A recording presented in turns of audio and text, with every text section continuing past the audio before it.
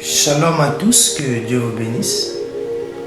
Ici votre humble serviteur Chris Maoku, visionnaire d'école prophétique pour ceux qui ne me connaissent pas. Alors, Dieu m'a mis à cœur un sujet intitulé « Celui qui redresse les choses courbées ».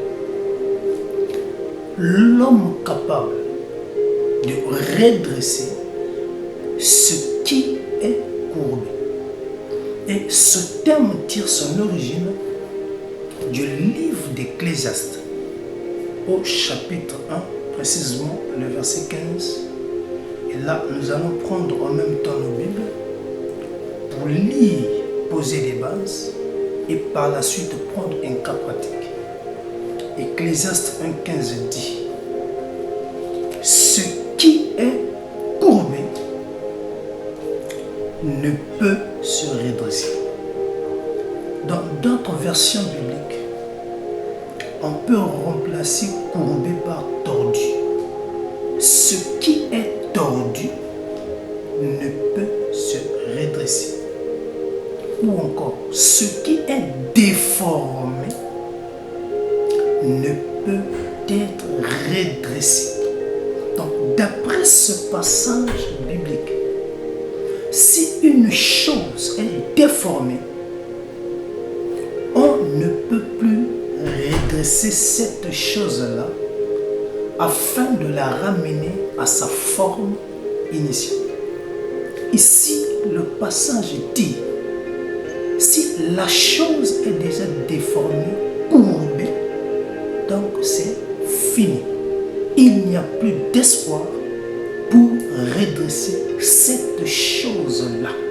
Mais notre thème dit que toute chose qui est courbée, il y a quelqu'un qui est capable de redresser cette chose-là. Est-ce que tu me comprends? Et la suite dit que ce qui manque ne peut être compté.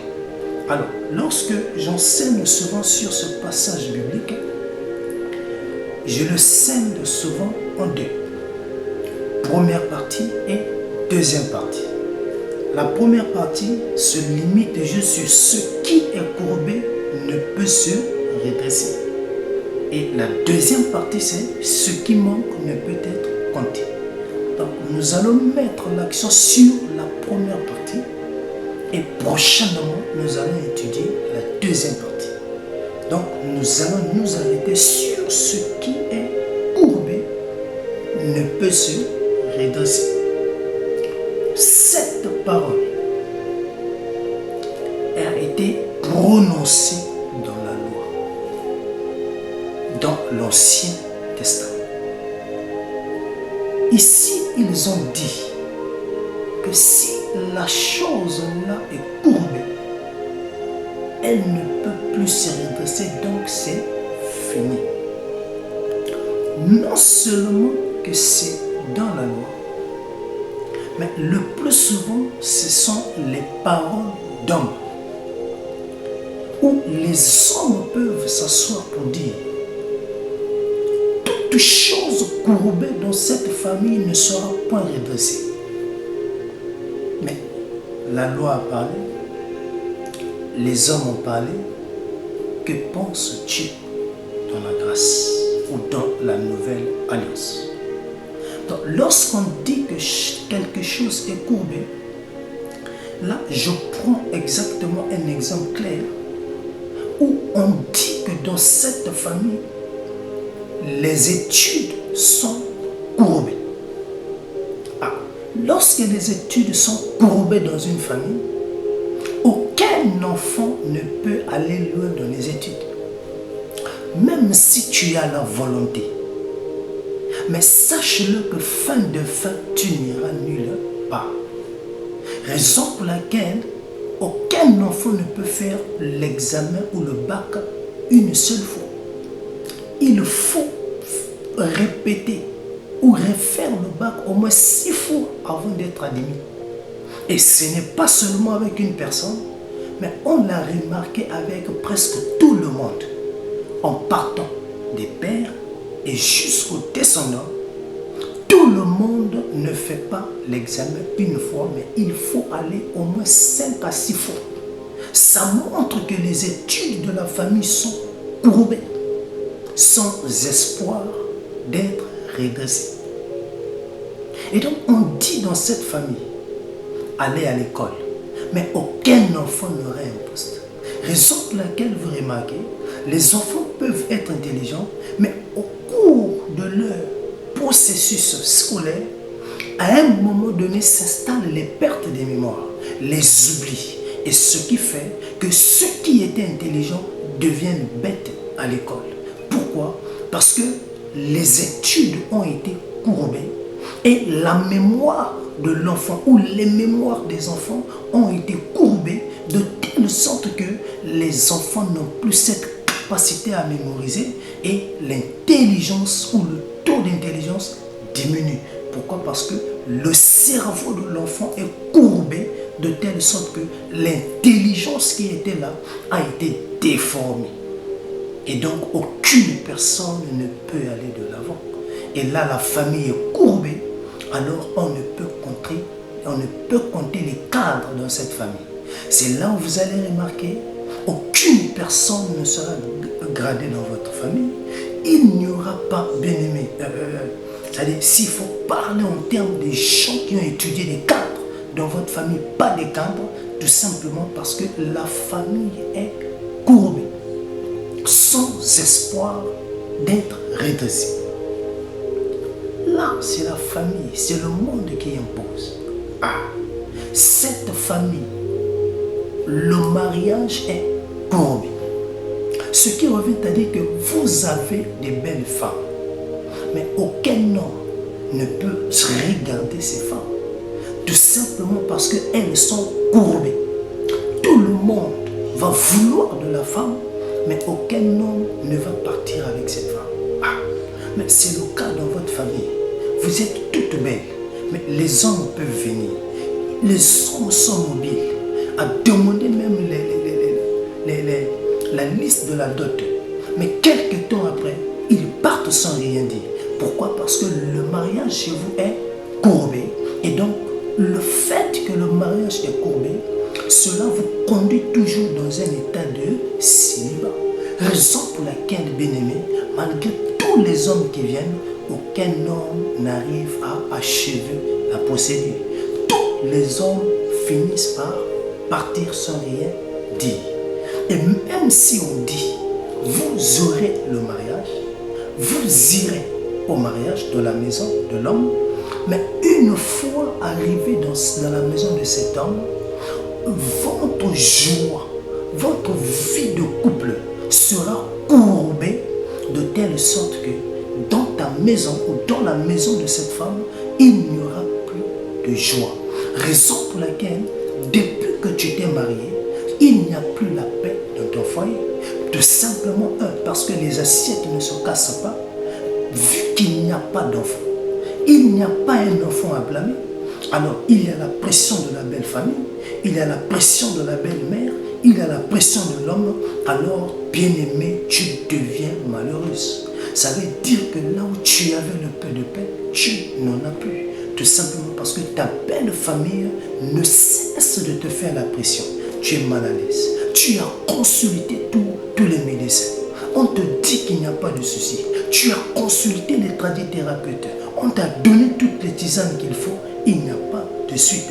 Mais tout simplement parce qu'il y a quelqu'un qui s'est assis, qui dit que ton foyer est courbé de telle sorte que tu ne peux plus avoir un enfant. Donc il vient, bien aimé, il prend ta fécondité, il l'a courbée, alors tu plonges dans l'état de stérilité. Et là, tu cherches partout, tu n'as pas d'enfant, ma soeur. Tout simplement parce que ta vie est courbée. Et tu penses que vu qu'elle est courbée, elle ne peut être redressée. D'accord? Mais attache ta ceinture. Je suis là pour toi. Dieu m'a mandaté pour ta situation. Bien que tu peux tomber enceinte, bien que tu peux voir la grossesse, mais quand tu as donné un enfant, à faire sortir un enfant, impossible. Donc, à chaque fois que tu as des grossesses, toutes tes grossesses passent. Toutes tes grossesses passent. C'est des fausses couches. Bien-aimé, j'aimerais tout simplement dire, parce qu'il y a quelqu'un qui a courbé, bien-aimé, tes enfants, et tu ne peux pas en avoir. Et j'aimerais aussi dire, il y a des femmes dont leurs vies sont courbées, et du fait que les vies sont courbées, on leur a imposé la prostitution.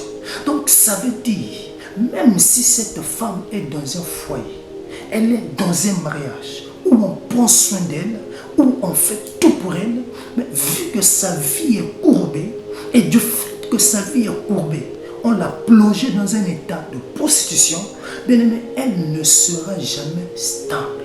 Elle doit aller avec Jean-Jacques, elle doit aller avec Sita, elle doit partir avec Massamba pour satisfaire ses besoins ou ses appétits sexuels. Ça montre que cette femme est courbée quelque part. Et cette courbure l'amène à vivre une vie de prostitution. Et toi, mon frère qui m'écoute, ça fait combien d'années que tu travailles là où tu es? Ça fait combien d'années que les gens t'appellent ancien dans cette entreprise? Tous ceux qui sont venus après toi, aujourd'hui, ils n'ont plus les mêmes postes. Ils ont augmenté, bien aimé, en termes de postes. Ils ont augmenté, on leur a augmenté les salaires, y compris les primes. Mais depuis qu'ils sont là dans l'entreprise, ils t'ont trouvé à ton poste. Aujourd'hui, ils sont devenus des chefs. Tu es toujours à ton poste. À un moment donné, tu n'as toujours pas de promotion. Mais et pourtant, tu es le meilleur élément de l'entreprise. Mais pourquoi tu ne changes pas de grade? Tout simplement parce que ton travail est courbé. Il y a quelqu'un qui t'a imposé un rythme et ce qui fait que tu n'arrives plus à jouir de ton travail. Bien aimé, tous ceux qui viennent après toi partent de promotion en promotion, mais toi tu es toujours oublié. Lorsqu'on veut décorer les gens à l'entreprise, tout le monde sait que c'est toi le meilleur, mais c'est d'autres personnes qui les méritent, qu'on décore, qu'on donne les mérites, mais pas toi. Tu es toujours oublié, tu es toujours négligé. Mais pourquoi? Parce que ton travail est courbé. Mais depuis que tu es à l'armée, sergent, ok, on ne refuse pas. Mais tous ceux que toi tu as formés sont devenus des commandos, d'autres adjudants, d'autres capitaines, d'autres colonels. Toi tu es resté sergent et tu es fier de foi. Non, bien-aimé, si tu as déjà formé au moins plus de 100 et quelques personnes et qui sont devenus d'autres sergents-chefs, d'autres qui sont devenus adjudants, d'autres commandos, d'autres capitaines, mais pose-toi la question de savoir. Ça veut dire que rien ne va au mieux dans ta vie. Ton travail est courbé, tes grades sont courbés, raison pour laquelle tu n'arrives pas à exceller. Donc il faut quelqu'un qui soit capable de redresser ton travail. Et cette personne-là, attache la ceinture, c'est cette personne-là que je te montrerai en ce jour. Est-ce que tu me comprends? Donc tout ce que tu fais, tu n'arrives pas à jouir. L'argent que tu gagnes chaque fin du mois, tu n'arrives pas à jouir de cet argent. Tu es bien payé, mais seulement dès que tu touches le salaire, il faut que tu puisses recevoir les appels. Que ici, il y a un problème. Ici, maman est malade. Et c'est pas seulement le jour-là, mais c'est à chaque fois que tu touches un salaire. À chaque fois que tu as un peu d'argent, c'est là où on t'appelle que maman est malade. C'est là où il faut qu'il y ait un souci dans la maison, que les enfants sont malades, madame est malade, ou soit c'est ta propre santé qui dérange. Mais tout simplement parce que tes finances sont courbées, et lorsque les finances sont courbées, tu ne pourras rien faire de bon avec tes finances. Tu vois l'argent, mais tu ne joues pas avec. Tu touches 500 000 aujourd'hui, mais à partir d'une semaine après, tout est fini. Et si tu t'assois, tu cherches à faire l'inventaire, comment tu as utilisé les 500 000, tu seras incapable, bien aimé, de retracer, d'accord, les dépenses. C'est pour dire, c'est comme s'il y avait un esprit des dépenses inutiles derrière toi. C'est-à-dire, à chaque fois que tu touches l'argent, bien aimé, c'est bon. Mais dès que tu prends seulement un billet pour acheter quelque chose, automatiquement, tout ce que tu avais en main fini. Et c'est comme s'il y avait un esprit qui t'orientait porté à faire des achats inutiles. Mais dès que l'argent finit, c'est comme si cet esprit-là te quitte. Et tu redeviens toi-même et tu dis, oh, mais j'avais 50 000 en main. Et quand tu regardes, il ne te reste que 5 000. Bon, tu te dis, ok, que j'essaie un peu de retracer comment j'ai utilisé les 50 000, tu n'arrives pas. Tout simplement, bien aimé, parce que tes finances sont courbées. Et voilà pourquoi, malgré tout ce que tu fais, tu as l'impression que tu travailles pour quelqu'un d'autre. Et toi-même, tu n'arrives pas à jouir de tes finances. Dès que tu as l'argent, gloire à Dieu, c'est des problèmes qui viennent. Dès que tu as l'argent, on doit appeler là-bas. Il y a un souci. Et ce n'est pas seulement le mois là, mais autant que tu le constates, à chaque fois que tu touches l'argent, il y a problème. Ça veut dire que tes finances sont courbées et tu ne pourras rien faire dans la vie. Ça veut dire que tu ne pourras pas construire. Tu ne pourras pas investir quelque part parce que ton argent là est déjà calculé dans le monde des ténèbres. Oh bien aimé, ce soir je viens te dire, malgré que ta vie est courbée, il y a quelqu'un qui est capable de redresser ta vie.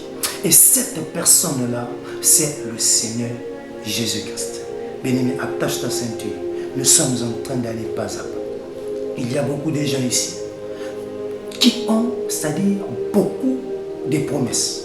C'est-à-dire que les gens dans la famille l'apprécient, viennent devant lui pour dire, je te promets telle chose. Mais quand tu as réalisé la chose, on peut te promettre de l'argent.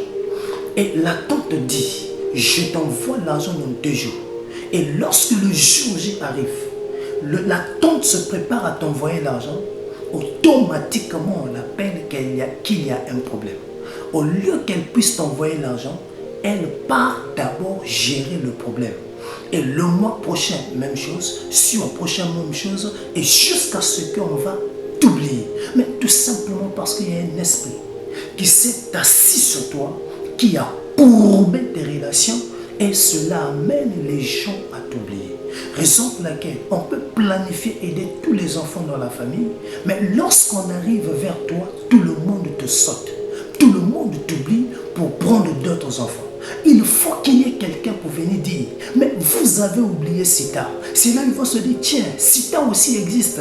Donc ça veut dire, c'est comme s'il y a quelqu'un qui effaçait ton nom dans leur mémoire.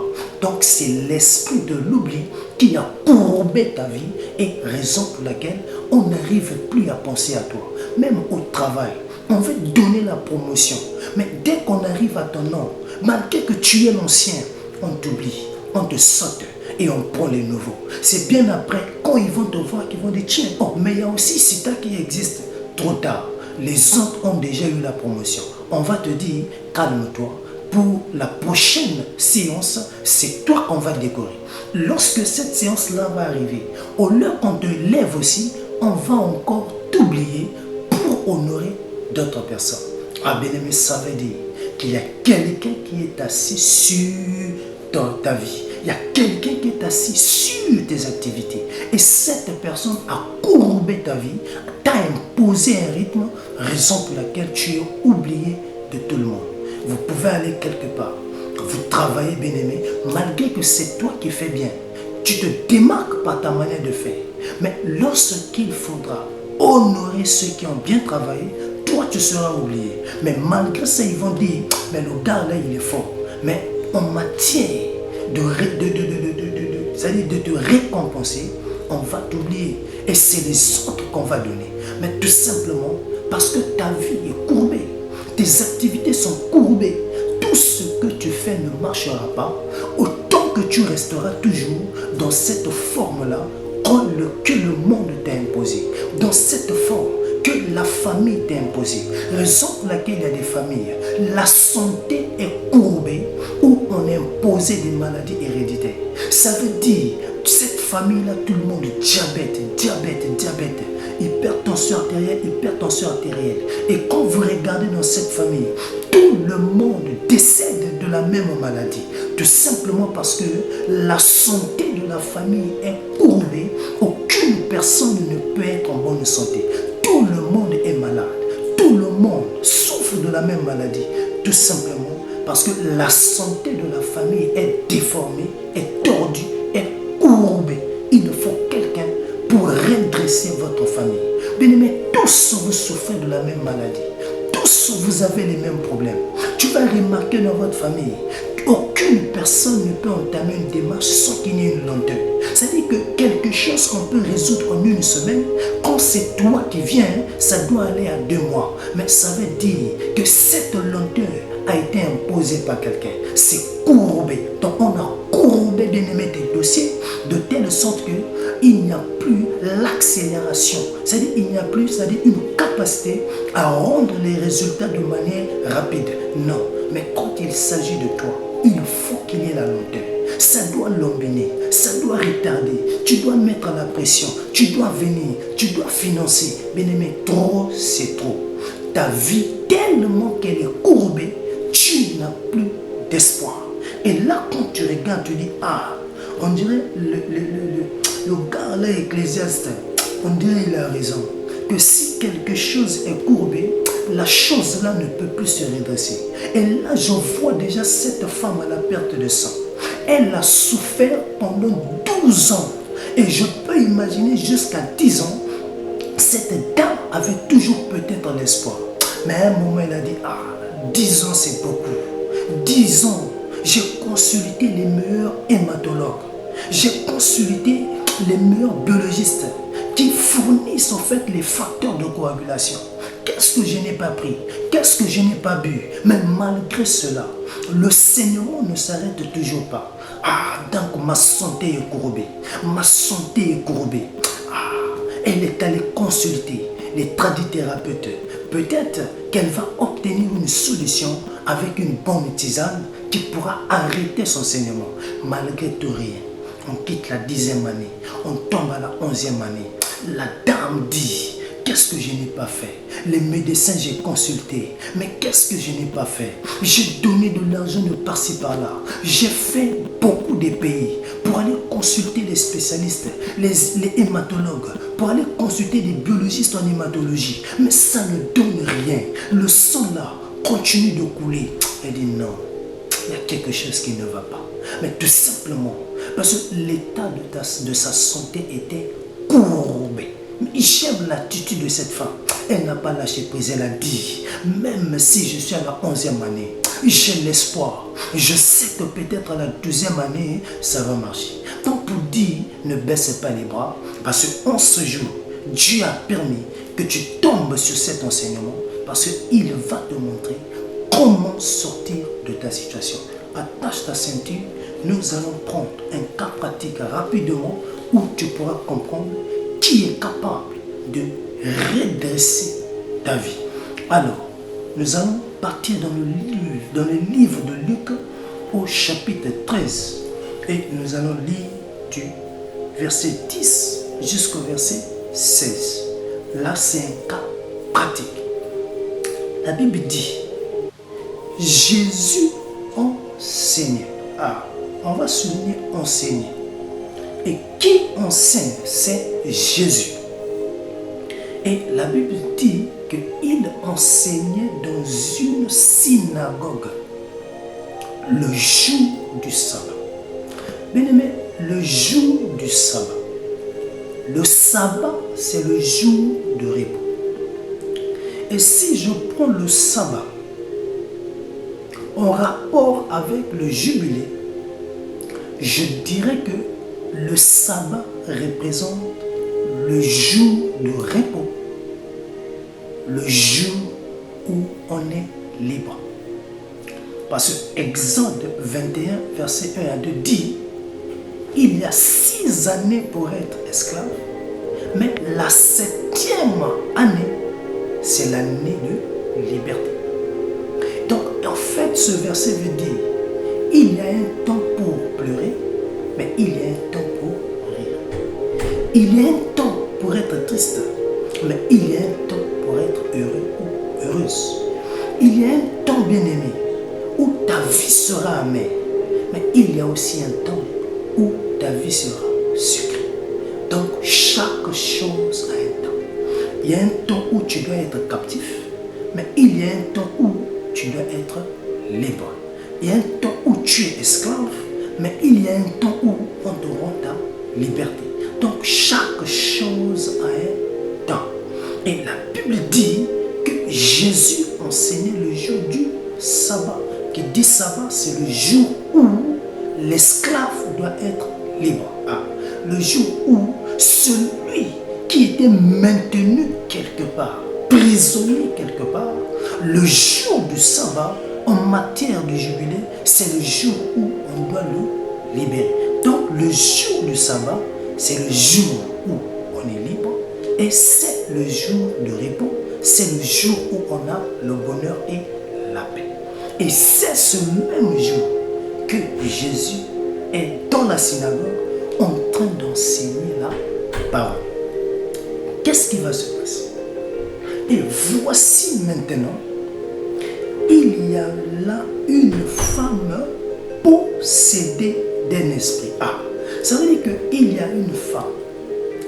Et la Bible ajoute que cette femme était possédée d'un esprit. Et cet esprit qui possédait son corps la rendait infirme. Donc cet esprit dans sa vie l'a imposé une maladie. Et cette femme est devenue infirme parce qu'elle était possédée par un esprit. Et la Bible dit que cet esprit la posséda pendant 18 ans et par la suite elle était courbée. Donc elle est devenue courbée parce qu'elle était possédée d'un esprit maléfique. Et cet esprit l'a introduit dans un état de maladie et a déformé son corps, sans espoir d'être redressée un jour.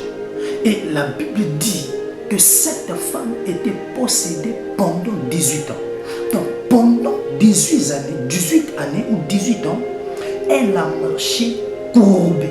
Elle était infirme pendant 18 ans et elle avait la connaissance d'Ecclésiaste chapitre 1 verset 15 que ce qui est courbé ne peut se redresser. Donc elle se disait que c'était la fin, que tout ce qui est courbé ne sera pas redressé. Donc la femme savait qu'elle n'avait plus d'espoir. Mais il y a une autre information que j'aimerais ajouter. Attache ta ceinture, nous allons sauter, nous allons partir au verset 16. J'aimerais te montrer que cette femme-là n'était pas n'importe qui. La Bible dit que cette femme était une fille d'Abraham que Satan tenait liée depuis 18 ans. Donc cette fille qui est possédée d'un esprit, qui l'a rendue infirme et courbée pendant 18 ans, la Bible dit que c'était une fille d'Abraham. Mais lorsqu'on dit fille d'Abraham, c'est une manière de nous dire que cette femme-là, aujourd'hui, on dirait que c'était une chrétienne. C'est quelqu'un, au fait, qui connaît les Écritures. C'est quelqu'un, au fait, qui prie, qui sait prier, qui sait jeûner, qui sait fléchir genoux, qui sait chercher la face de l'Éternel. Mais la Bible dit, malgré ça, elle a été maintenue, liée par Satan pendant 18 ans. Cela montre que il y avait un ça ne va pas. Et comme j'aime le dire, Jésus ne peut rentrer dans ta vie si tu ne l'invitais pas. Il dit lui-même, je me tiens à la porte et je frappe. Quiconque entend ma voix ouvre la porte. Je rentrerai chez lui pour souper avec lui et lui avec moi. Mais il y a quelque chose. Tu peux entendre la voix et ne pas ouvrir la porte. Et Jésus ne rentrera pas. Tu peux ou ne pas écouter. On peut parler, mais tu n'as pas écouté. Jésus ne rentrera pas. Donc, pour que Jésus ait accès dans ta vie, tu dois l'inviter. Et lorsqu'il s'installe, par la suite, tu dois marcher en conformité avec sa volonté. C'est alors que Christ est puissant dans ta vie. C'est alors que Christ constitue une défense pour toi. Il constitue un moyen de protection pour toi parce que tu réponds aux normes, et en outre parce que tu le nourris, parce que Christ mange la parole. Quand tu marches dans ce processus-là, bien-aimé, ça veut dire que tu es intouchable.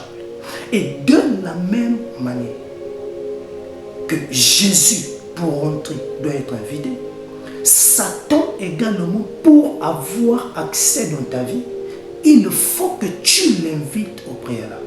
Autant que tu ne l'invites pas, il n'aura pas accès. Et la Bible dit que cette femme était dans la synagogue. Mais rien ne prouve qu'elle venait régulièrement. Donc sûrement c'est quelqu'un qui venait, mais par la suite qui avait décidé d'ouvrir une porte à l'ennemi. Et l'ennemi s'est infiltré dans sa vie. Et par la suite, l'ennemi a possédé son corps pendant 18 ans jusqu'à la rendre infirme et précisément courbée, sans espoir d'être redressée. Donc, lorsque l'on lâche prise, on abandonne le Seigneur, c'est par là que l'ennemi décide de s'infiltrer. Lorsqu'on vit dans le péché, c'est une manière pour inviter le diable. Lorsque, bien-aimé, tu marches dans le mensonge, c'est une manière d'inviter le diable.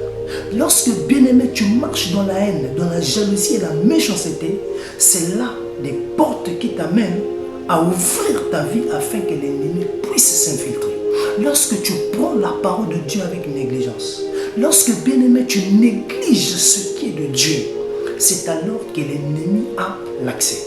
Bien-aimé, quand tu conduis ta vie hors de la volonté du Seigneur, quand tu abandonnes, bien-aimé, le chemin de la parole, le chemin de l'église, c'est alors que tu changes au fait de quand tu changes de maître. Et là, Satan deviendra ton maître. Il va te prendre en possession. Donc cette femme, connaissant l'écriture, connaissant la parole, sûrement elle était plongée dans une phase de tiédeur. Elle avait abandonné la voie de l'église, elle avait abandonné l'œuvre de Dieu, elle avait abandonné toutes les activités pour se conformer au siècle présent, pour se conformer à la vie mondaine, pour se conformer à ce qui est du monde. Elle a peut-être regardé sur sa beauté.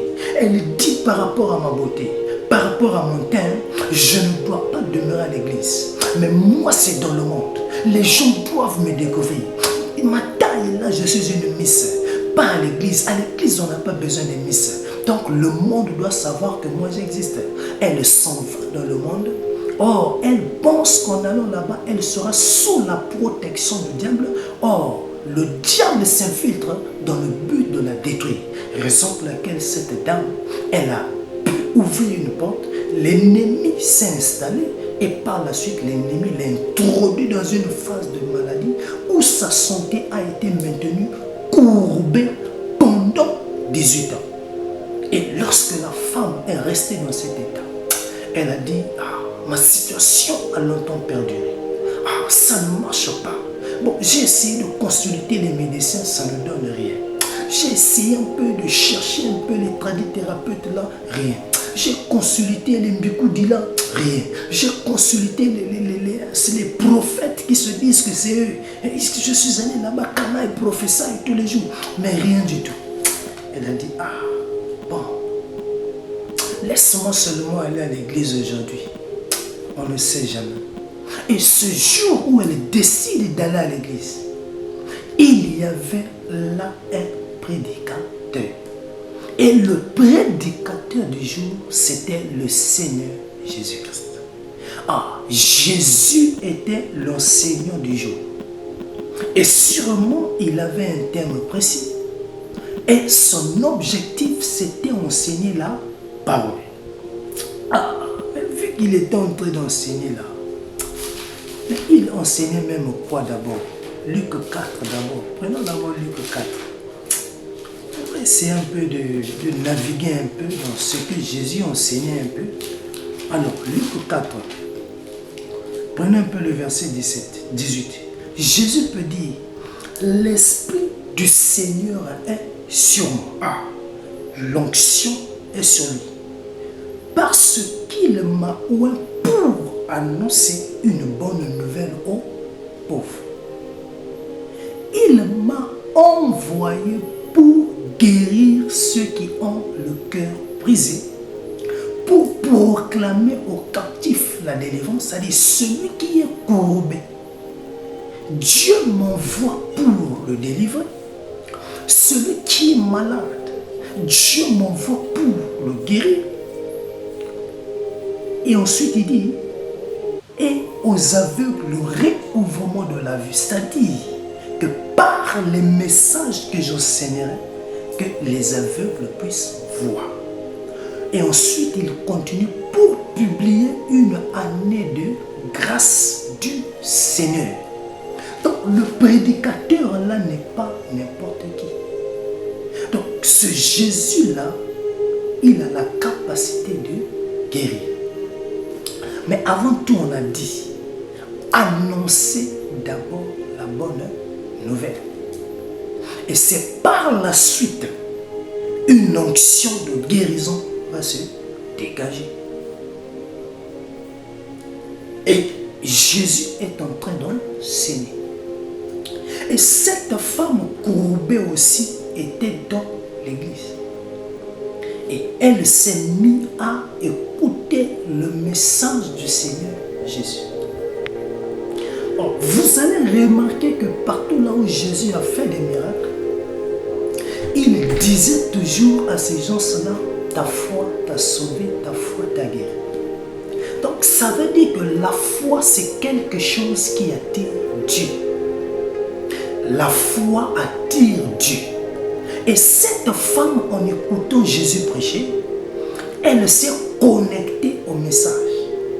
Elle s'est sûrement dit que ce Jésus, ce qu'il prêche, c'est à moi qu'il parle. Ce message est à moi. Alors cette dame, bien-aimée, a mis tout son cœur dans ce que Jésus enseignait. Et vu que la Bible dit encore, il frappe. Et si tu entends sa voix, ouvre ta porte. Ah, la femme a écouté la voix de Dieu, a écouté la voix de Jésus. Elle a dit, cet homme-là a quelque chose. Elle décida d'ouvrir son cœur et d'inviter Jésus dans sa vie. Elle a dit, non, ce prédicateur n'est pas n'importe qui. Elle invita Jésus. Elle met en place la foi.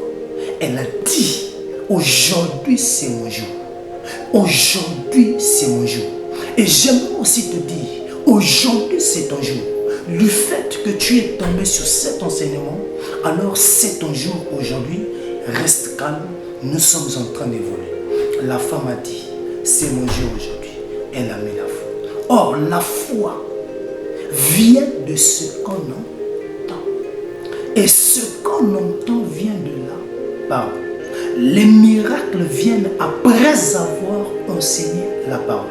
C'est la parole enseignée qui suscite la foi dans le milieu.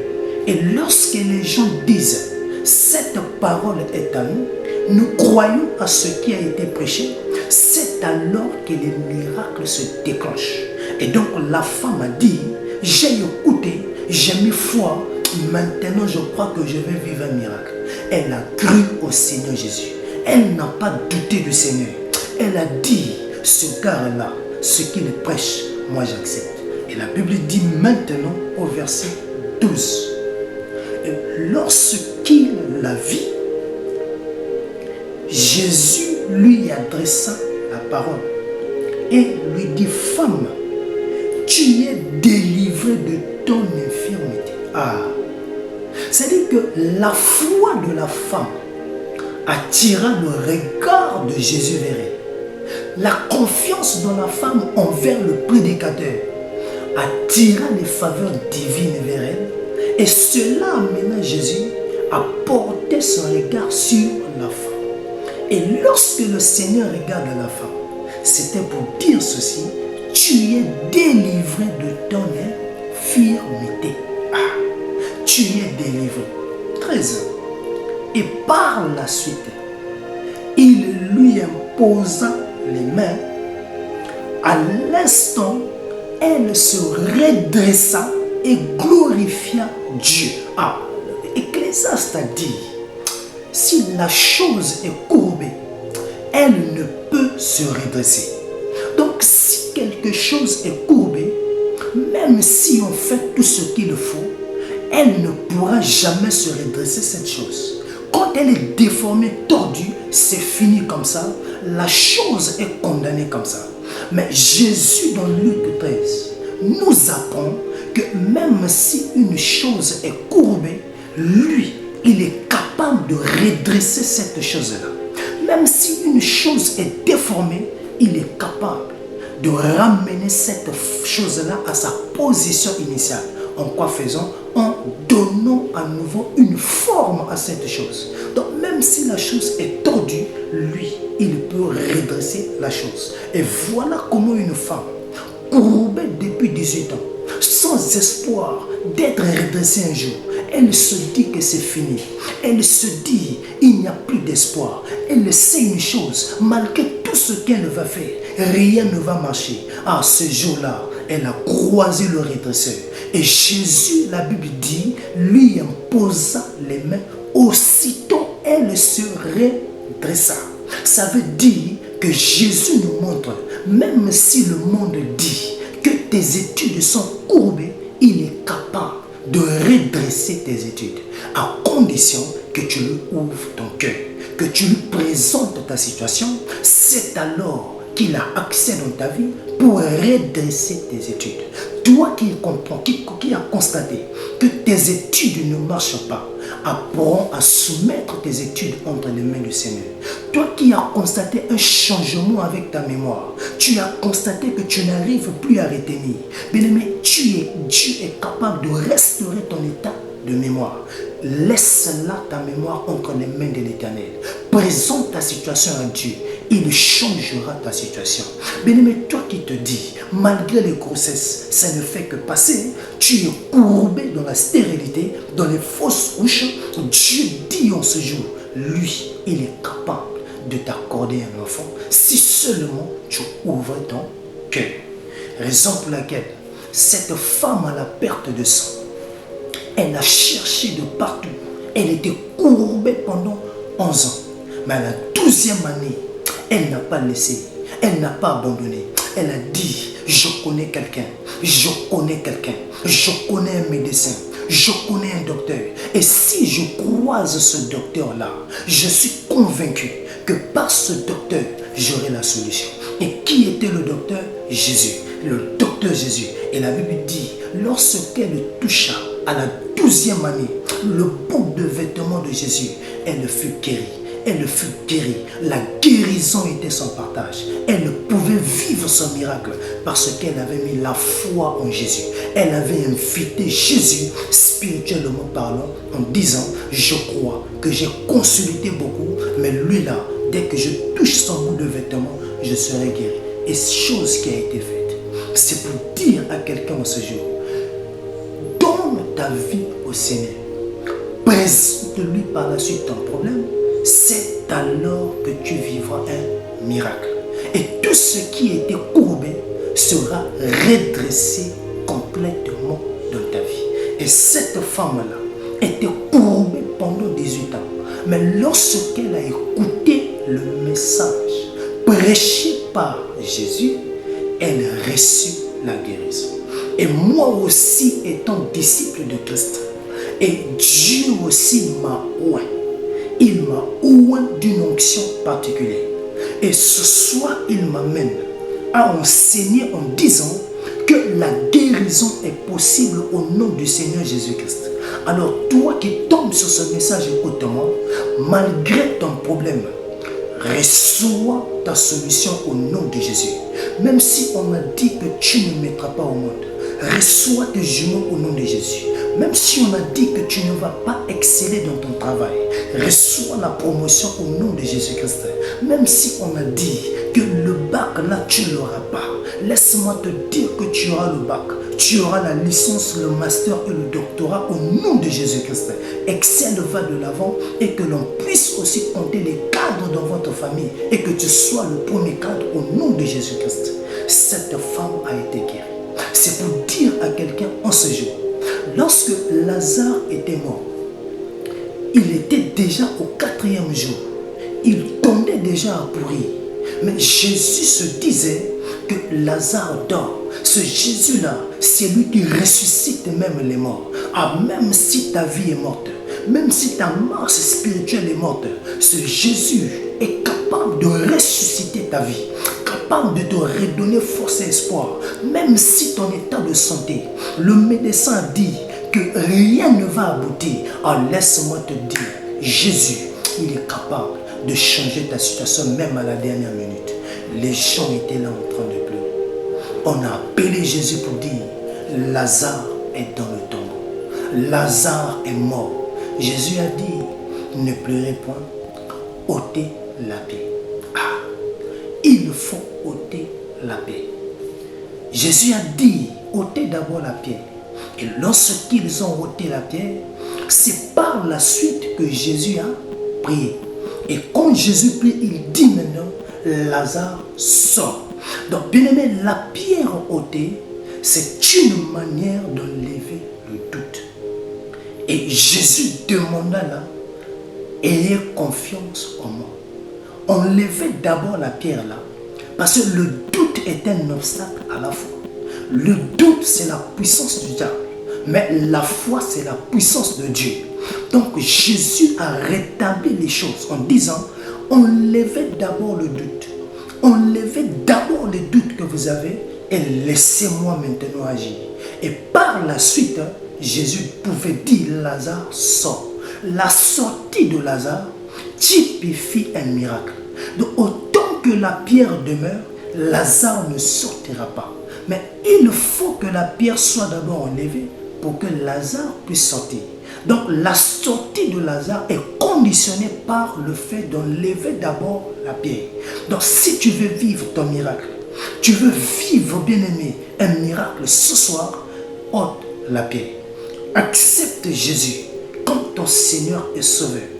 Enlève le doute en toi. Et dis tout simplement par le canal de cet enseignement, j'écoute le message comme cette femme qui était courbée pendant 18 ans et je serai guéri au même titre que elle. Reçois ta guérison au nom de Jésus-Christ. Reçois ta promotion au nom de Jésus. Là où on t'a imposé un rythme par le monde, je déclare ce soir que ta vie change au nom de Jésus-Christ. Que le Dieu qui te délivre. J'ai été courbé, bien-aimé, pendant des années, depuis mon parcours de l'école primaire jusqu'au lycée. À chaque examen, à chaque composition, je tombais toujours malade. Et je composais sous la maladie. Donc, bien-aimé, il était très difficile pour moi de préparer mes compositions. Et cela a continué du collège jusqu'au lycée, bien-aimé. J'étais courbé dans la fièvre, courbé dans les maladies. Donc je faisais des palus qu'on ne pouvait expliquer. Et ces palus ne survenaient que pendant la phase de composition. Or ces palus venaient dans le but de mon péché, bien-aimé, à composer. Mais depuis que j'ai donné ma vie au Seigneur, depuis que j'ai accepté Jésus comme Seigneur et Sauveur, depuis que je l'ai invité à s'installer dans ma vie, bien-aimé, je ne tombe plus malade. En cas d'examen, concours, je ne tombe plus malade. Tout simplement parce que le Christ a modifié ma vie. Il a changé ma vie. Il a ôté la maladie. Il a installé la paix, le calme. Et aujourd'hui, je suis très à l'aise en vivant dans le Seigneur. C'est pour te dire, toi aussi, ne doute pas. Le Seigneur Jésus est capable d'accorder la solution à ton problème. Même si, bien-aimé, on vous a imposé les maladies dans la famille. Mais lorsque tu te lèves avec autorité, tu consacres la famille entre les mains de Jésus. Et tu déclares que le Goliath de la maladie assis dans votre famille tombe. Et que Jésus soit au content de la famille, tu me donneras raison. Tu verras comment les gens seront guéris automatiquement. Jésus, c'est lui qui guérit les cas compliqués. Jésus, c'est lui qui redresse, bien-aimé. Même si le monde a dit, là, c'est fini. Jésus est capable de redonner espoir. Cette femme n'a pas abandonné. Elle s'est dit, j'ai laissé le chemin de l'église. Mais aujourd'hui, là, je dois aller écouter le message. Gloire à Dieu pour elle. Lorsqu'elle arrive, c'est Jésus qui était lui-même l'enseignant du jour. Et lorsqu'elle a écouté le message, Le message a suscité la foi en elle et par la suite, elle a déclenché son miracle. C'est pour te dire, toi qui as abandonné le chemin de l'église, apprends à répartir à l'église. Apprends à aller écouter les messages à l'église. Cela te fera du bien. En tout cas, que Dieu vous bénisse. Nous sommes ensemble. Mais j'aimerais ajouter un point capital. La Bible va plus loin pour dire maintenant au verset 14. Mais le chef de la synagogue, indigné de ce que Jésus avait opéré cette guérison un jour de sabbat, dit à la foule, il y a 6 jours pour travailler. Venez donc vous faire guérir ces jours-là et non pas le jour du sabbat. Pourquoi? Parce que le jour du sabbat, c'était un jour de repos. Cette femme était partie un jour de sabbat à l'église. Or, sabbat, c'est repos. Sabbat, c'est liberté. Donc, le jour de la liberté, elle était partie. Mais vu qu'elle était maintenue esclave, elle était courbée pendant 18 ans, ce jour-là, c'était son jour. Il y avait une coïncidence. Donc, bien-aimé, tes ennemis vont se lever pour dire que tu ne dois pas aller à l'église. Tes ennemis vont te dire, n'écoute pas le gars là. Mais laisse-moi te dire que cette femme-là n'a pas écouté les critiques. Même Jésus ne s'est pas laissé emporter par les paroles de ces gens-là. Jésus a dit, moi le jour du sabbat, je paie les miracles. Et toi aussi tu t'es dit le jour du sabbat, je m'en vais à l'église. Et ensuite, il y a eu fusion entre Jésus et cette femme. Et la Bible dit que cette femme pouvait recevoir sa guérison. Reçois ta guérison au nom de Jésus-Christ.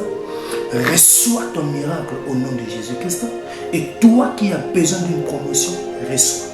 Toi qui travailles et qui as souvent des grands marchés, mais les gens te payent difficilement. À partir de maintenant, chaque marché que tu auras, tu seras payé sans problème au nom de Jésus-Christ. Tu verras l'argent de tes yeux au nom de Jésus-Christ. Et toi qui touchais l'argent et qui te plongeais dans les dépenses inutiles, je donne à ton argent à partir d'aujourd'hui que l'argent puisse se soumettre à toi et que le gestionnaire des gestionnaires puisse venir entrer en toi, c'est-à-dire le Saint-Esprit, et qu'il te montre comment gérer les finances au nom de Jésus-Christ. À partir d'aujourd'hui, il n'y aura plus de maladies. À partir d'aujourd'hui, tu ne recevras plus des appels de chaque fin du mois pour te dire que XY est malade. Au nom puissant de Jésus-Christ, Dieu change ce qui est ta situation. À partir d'aujourd'hui, toi qui es toujours oublié, Dieu ôte ce phénomène d'oubli. À partir d'aujourd'hui, les gens vont se souvenir de toi. Même si Isaïe avait oublié David, bien que Samuel a dit, fais défiler tous tes enfants. Il a fait défiler tous les enfants, mais sauf David. Et Dieu pouvait dire, celui que j'ai choisi, il n'est pas là. Il n'est toujours pas arrivé. Et c'est ça qui poussa Samuel à demander, est-ce là tous tes enfants? C'est par la suite que Isaïe va se rendre compte qu'il avait un dernier, David. Or, Isaïe avait oublié David, mais Dieu n'avait pas oublié David. C'est Dieu qui avait dit à Samuel, celui que j'ai choisi, il n'est pas encore là. Donc même si le monde va t'oublier, mais Dieu ne t'a pas oublié. Même si le chef d'entreprise va t'oublier, mais Dieu leur fera comprendre que tu es là et tu existes dans l'entreprise. Reçois ta promotion, reçois tes grades, reçois encore l'élévation, que tes primes augmentent au nom puissant du Seigneur Jésus. C'est ainsi que nous avons ici prié et nous mettons fin à cet enseignement et nous disons tout simplement gloire, gloire au Seigneur Jésus-Christ. Amen. Que Dieu vous bénisse. À nous revoir prochainement. Merci beaucoup.